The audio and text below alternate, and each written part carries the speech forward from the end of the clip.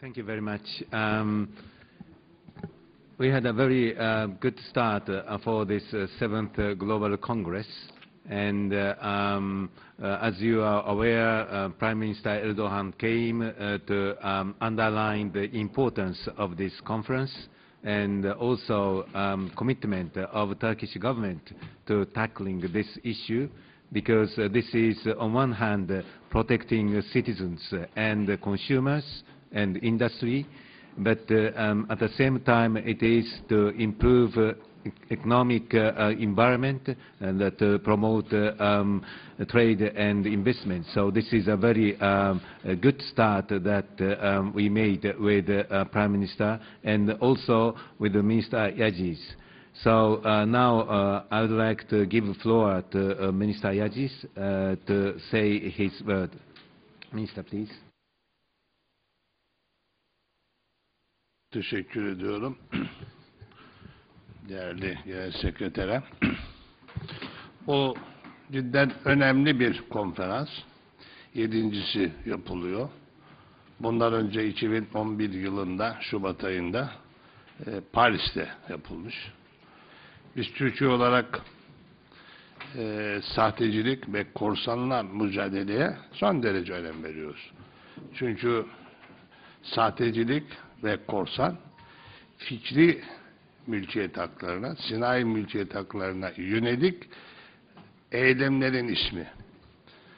Yani tarihin başlarından bu yana hukuka aykırı fiillerin en kötüsü hırsızlık. İşte korsan ve sahtecilikte insan ürünü, beyninin ürünü, zekasının ürünü, yeniliklere, buluşlara, markalara yönelik fiillerin ismi. Dolayısıyla dünyayı küresel olarak niteliyoruz.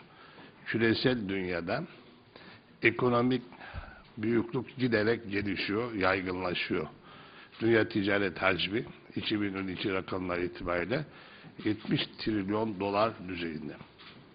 Elbette ki bu ticaret hacminin gerçekleştiren ülke yurttaşları itibariyle kamu hizmetlerinin giderilmesinde ödedikleri vergilerle finansman sağlıyorlar.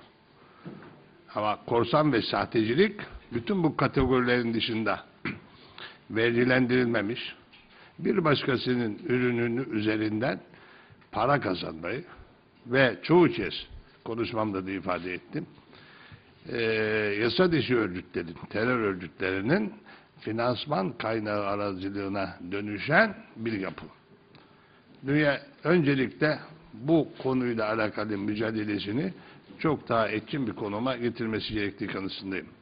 Bu anlamda da ben bu seneki konferansın öncülüğünü, sorumluluğunu üstlenmiş Dünya Gümrük Örgütü'ne ve Sayın Örgütle bağlantılı olarak Genel Sekretere, INTERPOL'e, INPO'ya ve elbette ki Markalar Birliği'ne ve Dünya Ticaret Örgütü temsilcilerine özellikle teşekkür ediyorum. Yine bu konferansın Türkiye'de yapılmasına katkı sağlayan Türkiye Odalar Borsalar Birliği'ne teşekkür ediyorum.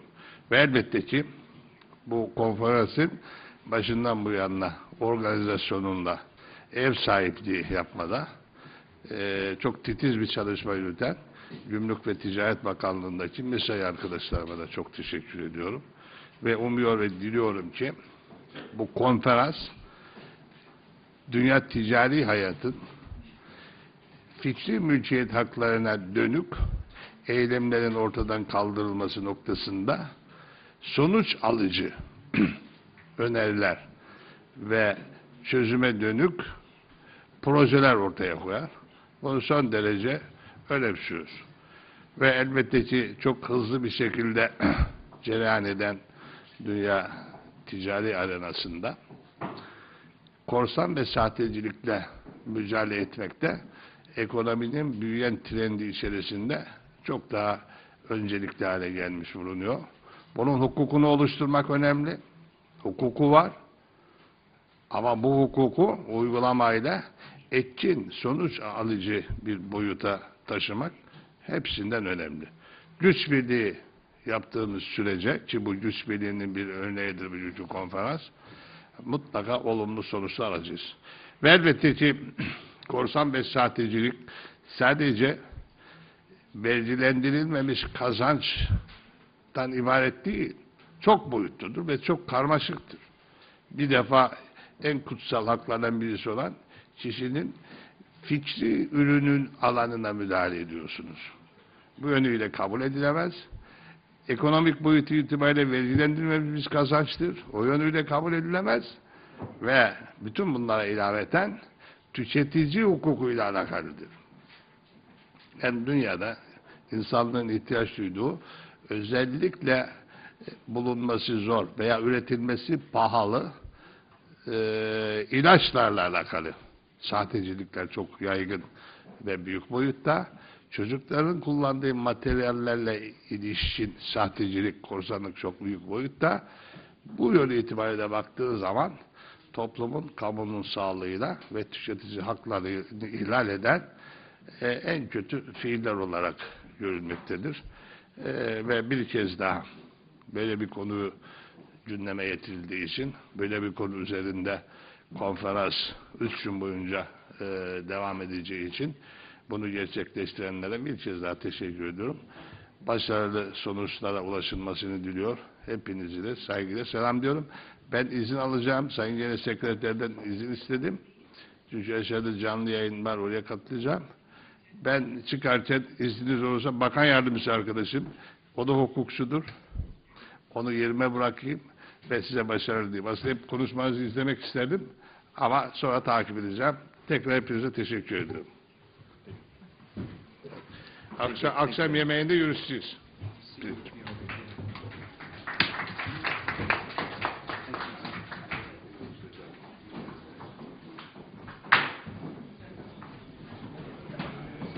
Okay.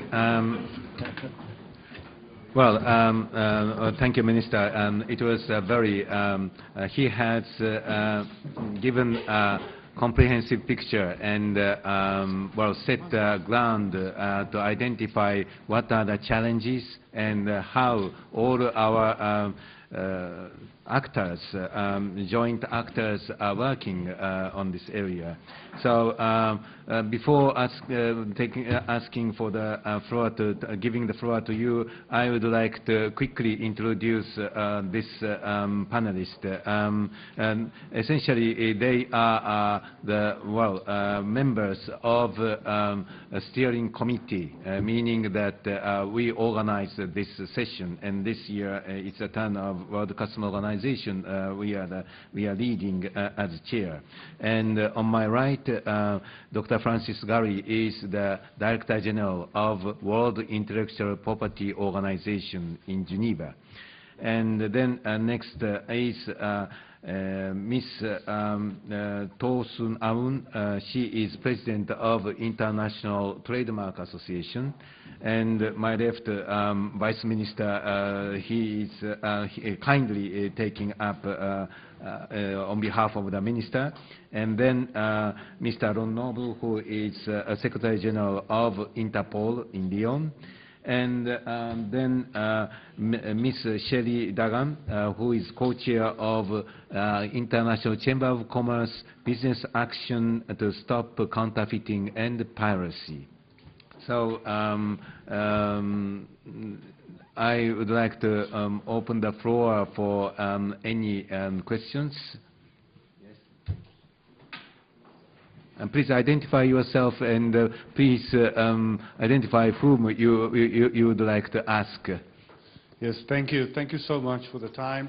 My name is Duncan Alfreds. I report for News 24 in South Africa, and I'd like to direct my first question to Mr. Gurry, if I may. Is there a material difference, as far as you are concerned, between counterfeiting in terms of physical goods and, for example, like we heard about tablets and fake tackies and shoes and so on, and compare those to, say, lesser tangible goods and services like software, music, and movies that can be distributed online? I'd like to do that one first. Thank you. Thank you very much. Yes, look, I think there is a big difference. You know, commonly we refer to the faking of physical goods as counterfeiting, and as you know, and the illicit taking of digital goods as piracy. There's a big difference, especially in the way in which you treat it, but I think there's a difference in the origin of the problem, and there's a difference in the way in which we have to tackle the problem. So, if you like, very briefly, I think the origin of the problem of counterfeiting, the aggravation of the problem is also globalization, as has been said, the global value chains which create greater opportunity in open markets for illicit goods to be circulated. In the case of digital piracy, of course, we have had a revolution in the means of production and distribution of music, literature, cinema, and all forms of cultural goods. And that revolution has meant that the architecture that was in place for the analog world has to be reinvented, if you like, in the digital world. And we are in that process of transition. And it means some adjustments to the legislative framework, which we are doing by way of new treaties. For example, last year we did a new treaty covering the rights of actors in the digital world, in the digital framework. But it especially means a transition in business models and the different business models by which music and other cultural goods are distributed. So I think, yes, they're two very different phenomena. They're both illegal, of course, but they're two different phenomena in origin and in the way in which we have to tackle them. Can I follow up?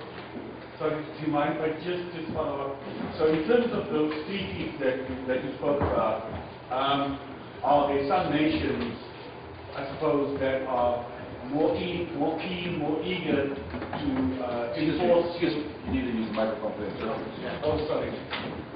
Sorry, so in terms of those treaties, are there some nations that are more eager to enforce treaties, whether they be bilateral or otherwise, than others, and then how do you overcome those kinds of different levels of enforcement?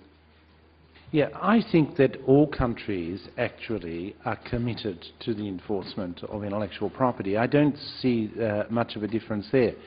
But the challenges that countries face are different. So some countries have more resources with which to tackle the problem, first of all. Secondly, in other countries, you will find a big difference in purchasing power. And so what we find is that we're living in a globalized world in which everyone has access through the internet to the sort of advertising that we see and also to all of the digital goods that are available over the internet. But they don't have the same purchasing power.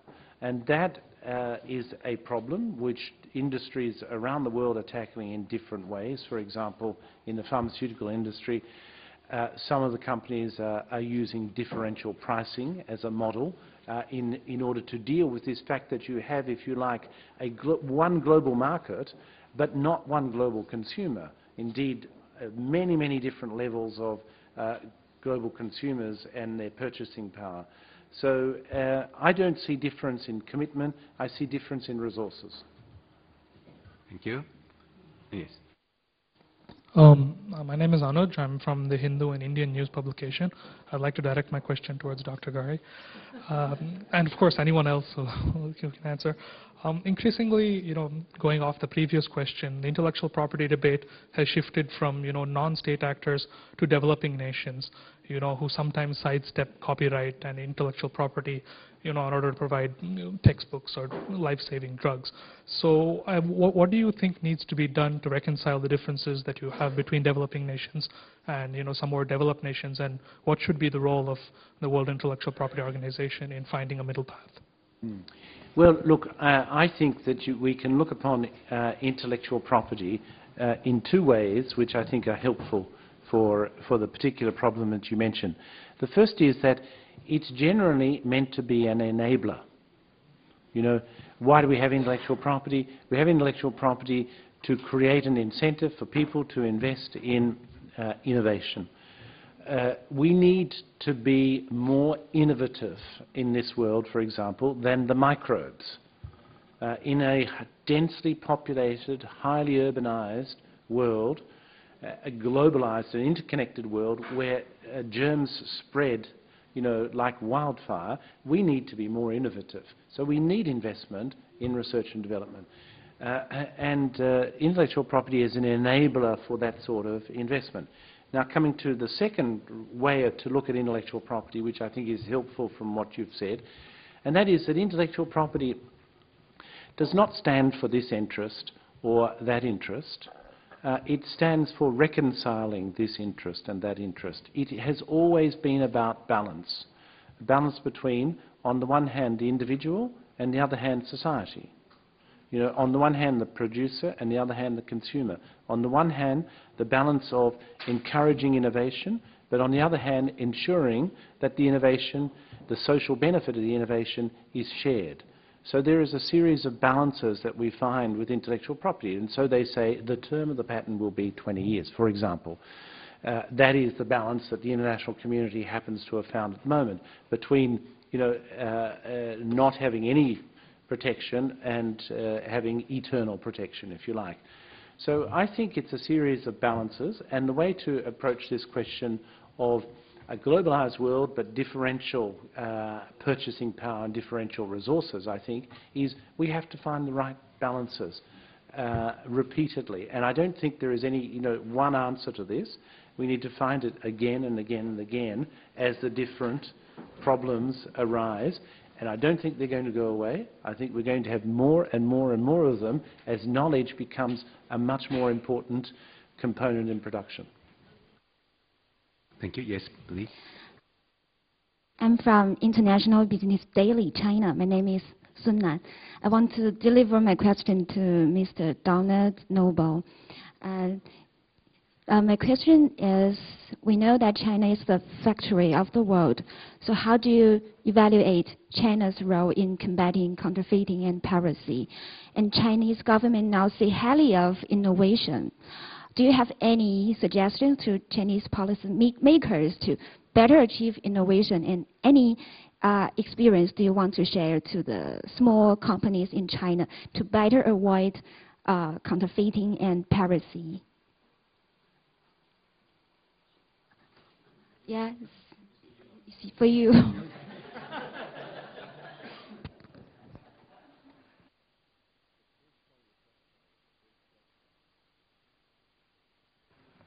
Sorry. The first part of the question concerning China, the factory, and what I believe about China, the factory's role should be in fighting counterfeiting, I can understand. But was the second part of your question asking me what I could recommend to China in terms of how China could innovate? To me? I'm going to defer that to Dr. Gurry, the second one. But in terms of, China is a huge country producing large amounts of products. And I gave the example today of China's work with INTERPOL in fighting counterfeiting or the trafficking in illicit goods, because it's so easy to say that China is the place where all counterfeiting takes place, or most of the counterfeiting takes place. So INTERPOL's belief is that China should continue to do what it has been doing with INTERPOL, collaborate to identify the factories that are producing counterfeit products, the factories that are producing illicit products, and the factories that are producing pirated products, and then to shut those factories down, bring people to justice, and enforce the belief that there shouldn't be stealing, or there shouldn't be production of products that are in violation of the law. I'm going to direct the second part of the question to Dr. Gurry, because last night he told me that in terms of application for patents, China's curve is like this. It's one of the largest submitters of patent applications around the world, so that China has an interest, an at-home interest, in making sure that intellectual property rights are protected. Dr. Gurry, can you take the Thank you second very part much, of the question? Secretary General Noble. Well, he's just said it. If you look at, well, let me put it in this way. In 1983, China, that's 30 years ago, 1983, China did not have a patent law, okay? And it didn't have the rest of the apparatus of protection of intellectual property. 2013, it has the largest trademark office in the world. It has the largest designs office in the world. It has the largest patent office in the world.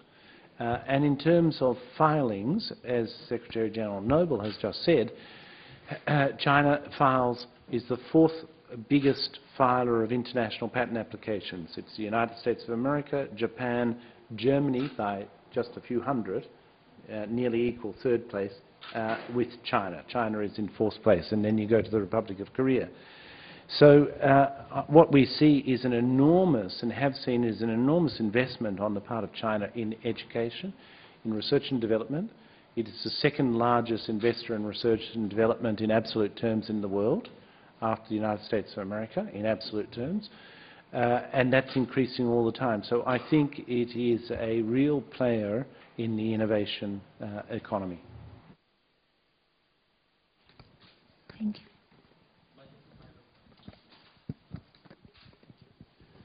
Stefan Despotovic, Politica newspapers and magazine from Serbia. I have a question for General Secretary for Interpol. Can you tell us in short words what exactly is the role of Interpol in fighting against piracy, in anti-piracy, and can you maybe give us some results for last year or last few years? Thank you. Our role in fighting any crime is there's a national law enforcement agency that identifies a problem, a crime problem area, and an Interpol helps address it. How? Generally, we help countries follow the money. His name escapes me right now, but you know the huge figure in piracy from New Zealand who was arrested recently. That's a situation where when someone like that is identified, information about where the person is, how to locate him, how to have him arrested is how Interpol helps. Secondly, we help them follow the money. So a lot of these groups set up websites. I mentioned it in the area of counterfeiting of medical products. They generate websites where they allow downloading to occur or sharing of music to occur. And often when there are funds related to this, we help track the money and locate the banks where the money ends up. Okay? So generally in law enforcement, it's either follow the person or follow the money. Okay. Thank you. Gentleman over there. Hello. Hi, it's William New at Intellectual Property Watch in Geneva. And my question, I'd like to make it a two-part question and not target it only to the WIPO.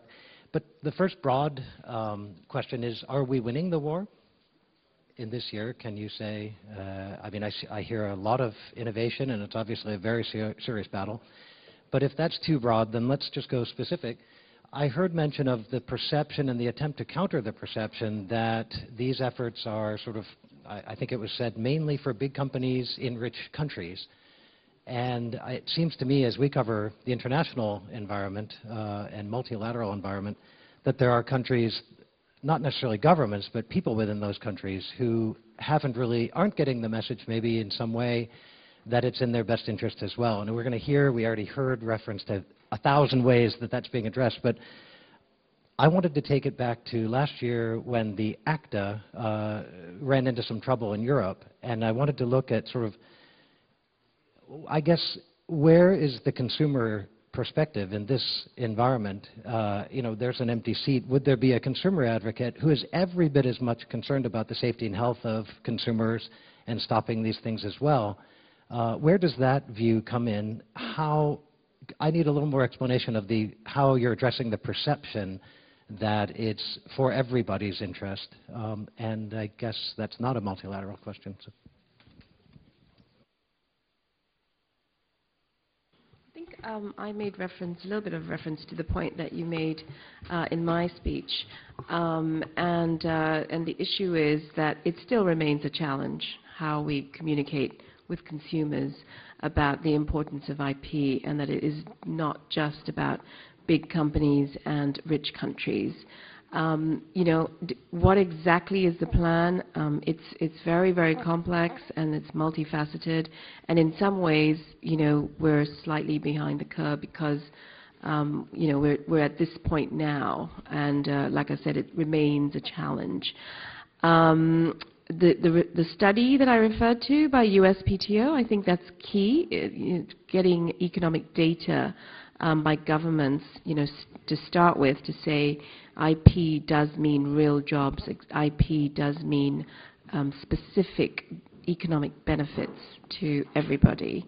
We believe that the observatory, the EU observatory, is doing a similar study in Europe, so we're looking forward to that in May. And we also encourage other governments to do that. I made reference to one campaign, the Unreal campaign that INTA is doing in the US. Shelley made reference to the fakes cost more, sorry, fakes costs, the ICC BASCAP campaign, I do apologize. And there are other examples of this as well, and I think this is another thing we need to do, is work together to ensure there is consistent messages. There are consistent messages being rolled out around the world, and in a way that does resonate with consumers. That's been a challenge as well. Thank you. Sorry, if I could just take the first part of your question, are we winning the war? I think we're winning some battles, and I think we're winning more battles now than we have beforehand. And I think the change with congresses like this and the public and private partnerships that we're forming every day all over the world means we are now taking the fight to the counterfeiter. We're not sitting back and being reactive. We are going forward and being proactive. But maybe you'll have to come back next year and we'll ask the same question. If I may just add one comment, if I may, William. Look, I think that you're right to also point to identify a communication difficulty. Intellectual property is in a certain sense a hard sell, okay, because it involves a short-term disadvantage for a long-term advantage. The short-term disadvantage is that you have to pay. The long-term advantage is that you have a creative culture, you have an environment in which cultural production is financed, you have an environment in which creators can survive, can continue to do their creations, whether it's journalism, you know, or, you know, because you are all paid by copyright, after all, whether it's journalism or music production or the production of a film. It's a short-term disadvantage that you have to pay for innovative products, that you have to pay for the latest smartphone or whatever it may be. But the long-term advantage is that the smartphone keeps getting better. And the culture of innovation is financed, and it's a virtuous circle. Now, that's a difficult thing to explain, of course, publicly, generally, because most people are concerned about their short-term welfare, understandably, you know. So that's the challenge we have in selling.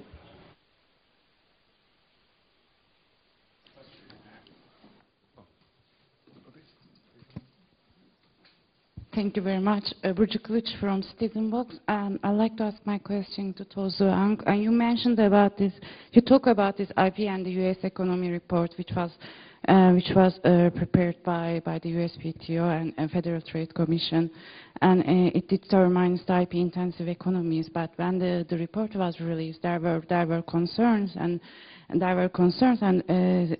about how it defined the IP-intensive industries. And according to the report, IP created like 20 billion jobs in the US, and 22 billion of those jobs were trademark intensive trademark intensive industries. But the problem was like the most IP intensive industry on the top of the list was grocery stores. And there were like serious criticisms about that report. So, and you said that it's a key to establish communication with consumers. So, what do you think about those concerns and the problems, and how the report defined the industries, IP industries?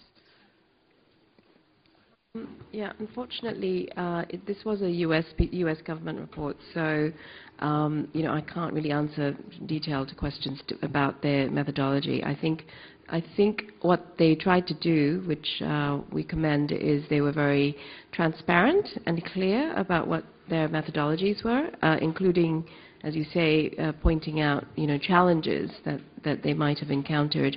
There are challenges, obviously. The main thing is, when governments do that they make very, very clear and specific how they're going about doing that, and then publish the data so that people can understand and then assess that. Is it perfect? Probably not. As you're pointing out some issues in the report, so it's probably not perfect. But it's a start, and it's the type of thing we need to do. We need to continue to improve on the methodologies, and hopefully the EU will do so.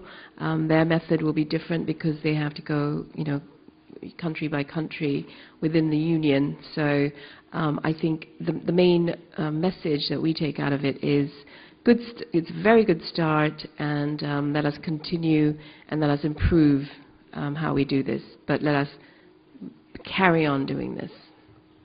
Thank you. Sorry, my question again is for Ronald Noble. In developing countries, we're seeing huge adoption of digital technologies, in particular, as consumers make the jump, as it were, avoiding the PC almost entirely. And of course, going hand in hand with that, we're also seeing the kind of counterfeiting and piracy of digital content.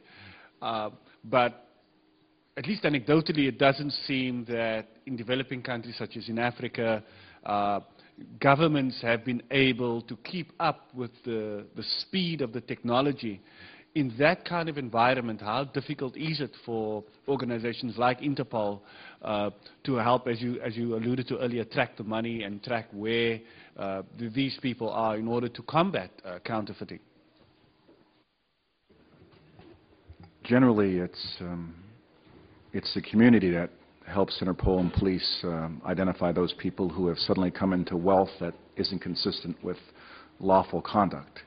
So whether you're in a developing country or in an advanced country, the sources of information tend to be human-based and human-generated. So we make great cases against money launderers, drug traffickers, and organized crime groups engaged in counterfeiting and medical product counterfeiting in developing countries.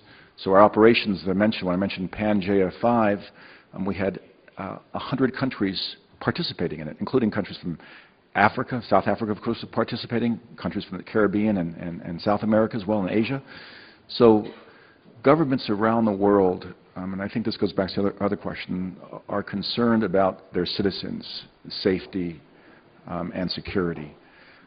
When citizens go online to buy products that they think are one thing for their health and it turns out to be something else, and they end up getting ill, that concerns governments.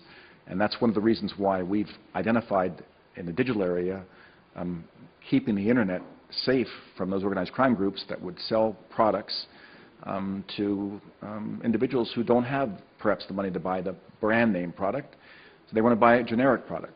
So that's one way. The second way, I mentioned this product called iCheck It, and I just want to tell you what the theory behind it is.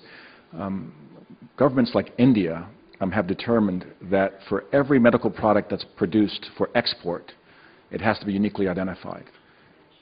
Where it's exported and when it's exported. So when consumers in these countries that want to take advantage of these generic drugs that are inexpensive want to make sure that they're buying a drug that is coming from the country that's supposed to be coming from and that is what it purports to be, they can use this Interpol device to determine whether or not the unique indicator placed on the country, on the product at the direction of India is or is not what it purports to be. And I think in the area of use of smartphones and internet access, the growing regions in the world are developing countries. So their governments want to make sure that their citizens stay safe and their citizens benefit from the good that the internet provides and are not harmed that much by the bad internet. also offers the criminals opportunities for. Okay? Thank you.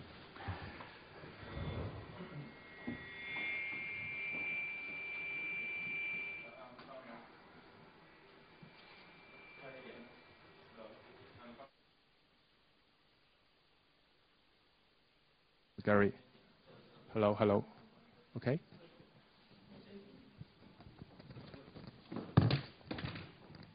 Hello. I'm from 21st Century Business Herald. I have a question for Mr. Gurry.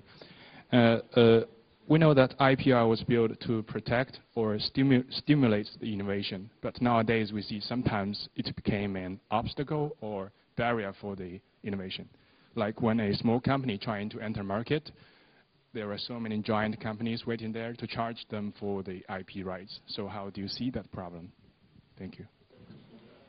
Well, look, I think we have to get the facts on the table and see what exactly the situation is that we're talking about. You know, I think that we have to be vigilant to create an institutional framework that provides an even playing field, whatever country it is and around the globe. So that is, you know, our ultimate safeguard for fair competition, for ensuring that fair competition is enabled. Now, I take it that you're referring a little to the so-called patent wars in the smartphone industry, where you have a considerable amount of firepower in patent portfolios lined up on either side. Well, there's a lot of ways, I think, that you can look at that. I mean, one way of looking at it is that it's a fairly natural thing that competition is being based increasingly on innovation, and it's being based at the cutting edge. That is where the competition is taking place, and that is where you are getting the lawsuits. And that's probably not much different for smartphones to the way it was for every significant technological breakthrough that we've had in the past.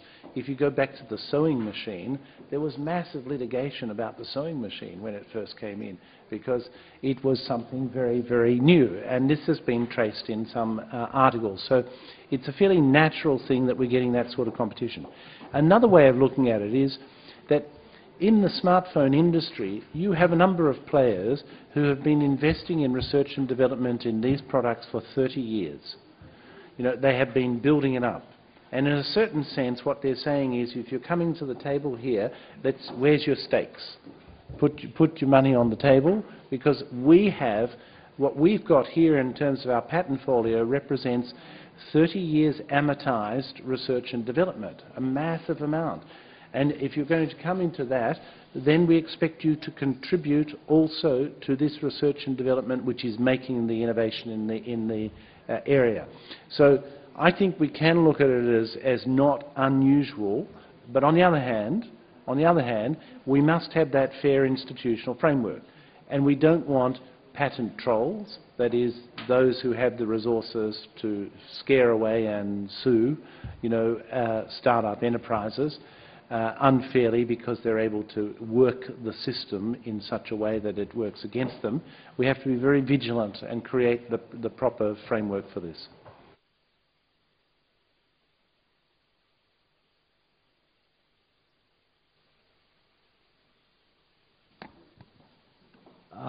Sorry, I don't know if we have time for one more, but I guess not.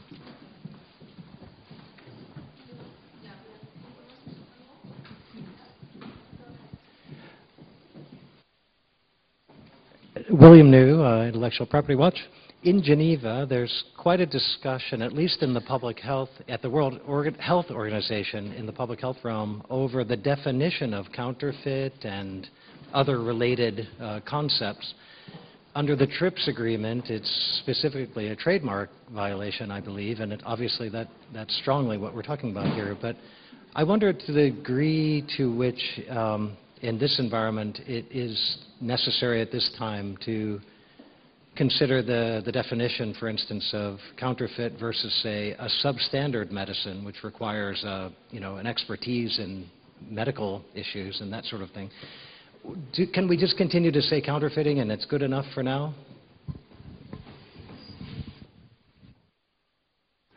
Look, it's a very good question. There's a terminological, a whole series of terminological definitions that we need to be clear about. Substandard, of course, is a regulatory problem. It's not an intellectual property problem. If you have a medicine that is not conforming to the standards that have been established by the Ministry of Health or the other regulatory authority, it's a regulatory problem, not an intellectual property problem. The intellectual property problem is when there, from the counterfeiting point of view, when there is a deliberate attempt to deceive or defraud the consumer by tricking the consumer about the origin of the product, by showing the consumer that by imitating a mark, for example, or by imitating the trade dress, the design of the product. And that is a distinct phenomenon, counterfeiting, the deliberate deception and fraud, the deliberate hijacking of someone else's reputation and goodwill and image in the market, the deliberate deception that you practice upon the consumer, and where the consumer is getting something that he or she thinks he's not getting something that he or she thinks he is getting. They're being deceived.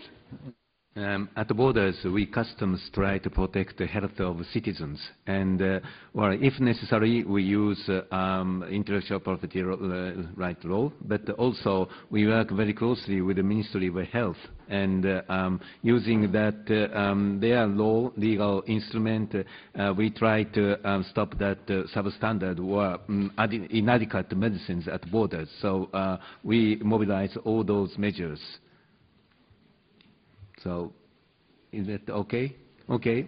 Thank you very much.